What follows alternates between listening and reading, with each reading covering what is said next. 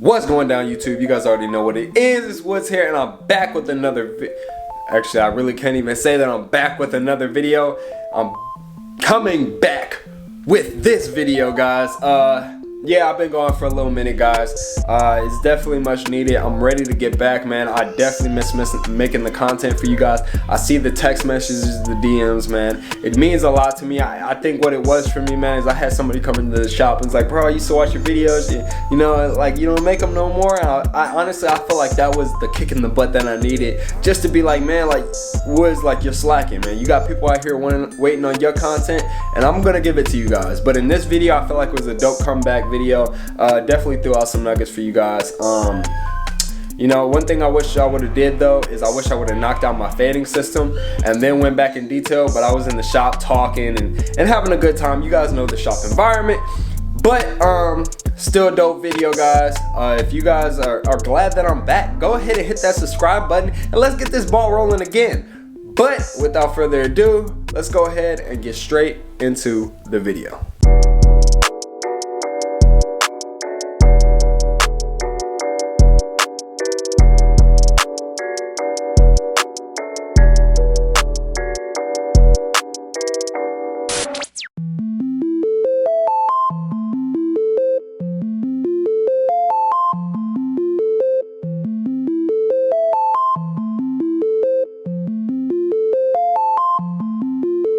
Alright, so let's go ahead and jump into this cut. So right here, I'm just going ahead blow drying and picking it out. He wanted the tips taken off, little dead ends and stuff like that. So what I'm doing is I'm using the freehand method. Now when it comes to freehanding a cut, it really is just trial and error. How I like to do it though is I like to go ahead and try to get one side exactly how I want it, and then just match that side to the other.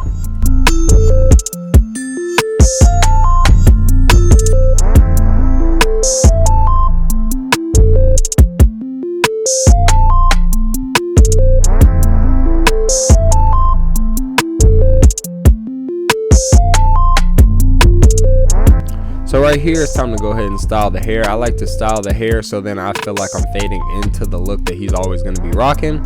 So right here, I just have my mixture. I'm spraying a little water, trying to get those curls to start popping out a little bit. And I'm going to take my avocado mousse by Design Essentials, and I'm just going to go ahead and rub this in his head.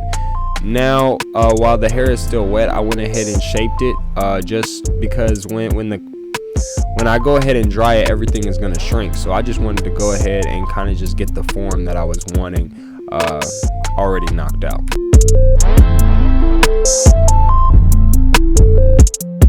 So right here, I'm taking my blow dryer with the diffuser attachment and blow drying the hair. Now the reason for the diffuser is because the diffuser really just distributes the hair evenly so that the curls just find their natural shape and form.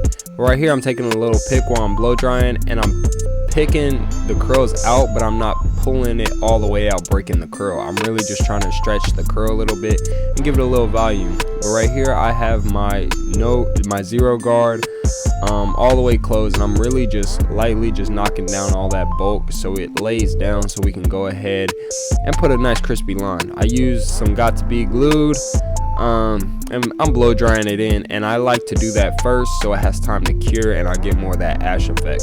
Right here, I'm taking my Andis Master and I'm setting in that first bald guideline, making sure I'm staying straight. You want to make sure your guidelines are straight and even, because then your fade will be too.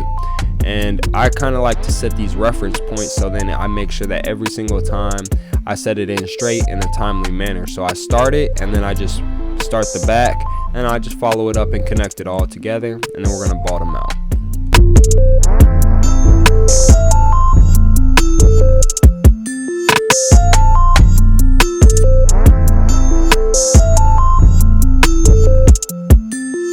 So right here, I have my Babyless trimmers, and I'm really just lining up that vertical bar, just trying to make sure that I'm keeping myself in this realm when I'm fading. I really use the eyebrows to really make sure that the vertical bars are even, but really it's just something to keep me in the realm when I'm fading, making sure that line stays dark, so then when the enhancements wash out, his line isn't really light. But right here, I'm taking my foil FXs, making sure everything is razor bald, getting it ready for that next transition. Right here, I have my Andis Masters all the way open. I like using my Andis Masters because I feel like that comb is a lot longer. So then when I come back with the my Babyliss, that's what I use to take out that bottom line. I feel like that at the very top where I'm flicking out, it kind of already got that transition ready for the 0 and the 1 guard.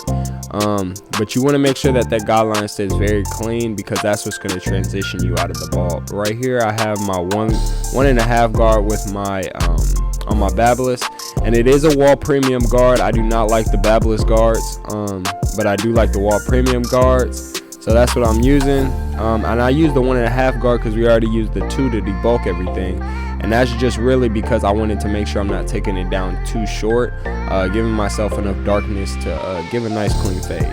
Right here I have my 1 guard all the way open on my Andis Masters. Yes, I love switching between clippers, but yeah, I'm really just flicking at that middle line that you're seeing, and I'm going just a little bit above that, and I'm really just doing this because I don't want to go over the 1.5 guard that we did with our Babyliss. Right here I have it all the way closed, and I'm really flicking at that line, going just a tad bit over it, almost using it like a 0 guard, just trying to soften it up a little bit.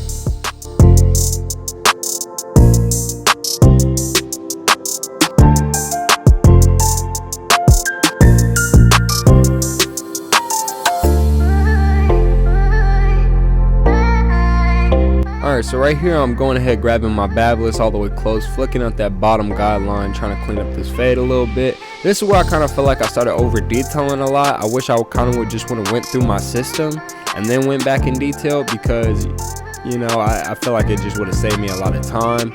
But right here, this is my favorite angle of looking at any haircut, because this is how the client looks at it. So I just want to make sure that it looks clean from his view as well.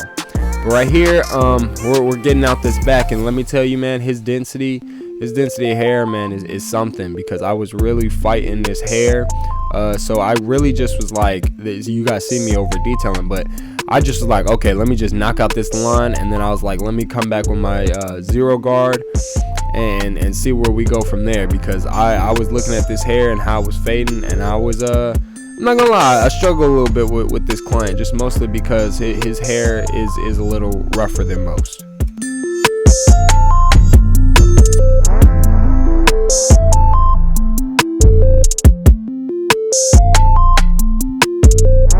Alright, so now it's time to go ahead and jump into this lineup. So when it comes to the lineup, honestly guys, this is just practice and repetition. All I could say is try to keep, if you could look at my blade right now, you want to keep that blade as straight as possible. Constantly look at that blade, because you will see yourself start to tilt. And I feel like where I kind of tilt at more is more on my right side.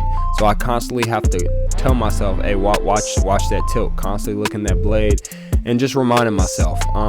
Another thing I could say is take pictures. Do not be afraid to take pictures, even if the cut isn't how you want it to be, or it's not as crispy as you think it is. Honestly, take pictures so you can improve on it next time. If you're not taking pictures, then how you expect to improve next time? You have to look at those pictures, study them like it's your film, like you're studying basketball film, and seeing how you can attack it better next time. Honestly, that's why I love barbering. It's just constant improvement, you know. You're as good as you want to be, you know. But yeah, that's all I can really say about the lineup. This isn't real time, just because I wanted to show you guys that you don't have to rush on your lineup. Your client will appreciate you 20 times more if you just take your time. But right here, I just felt like it was just a little bit too bulky, so I went ahead and took my razor comb, because I feel like I have more control when I use my razor comb over of how much hair comes off, and then I just go ahead and re-hit that line.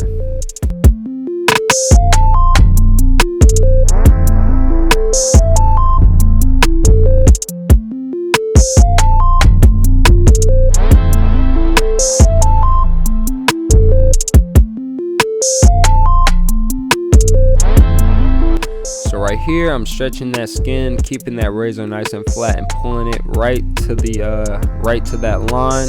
This right here is the cut natural. This right here is the cut enhanced. I did not get a chance to go ahead and record the enhancements because it was all blurry. I was incognito for a little bit, guys. I'm still trying to relearn these angles, but right here I'm putting that Barber Magic pencil on him. Still trying to add a little bit more pop to the cut. Trust me, man, this dude loves it. He does not like his cuts natural at all. So you know, just trying to give my client what he wants. So just making sure I'm cleaning up any minor things that I'm seeing.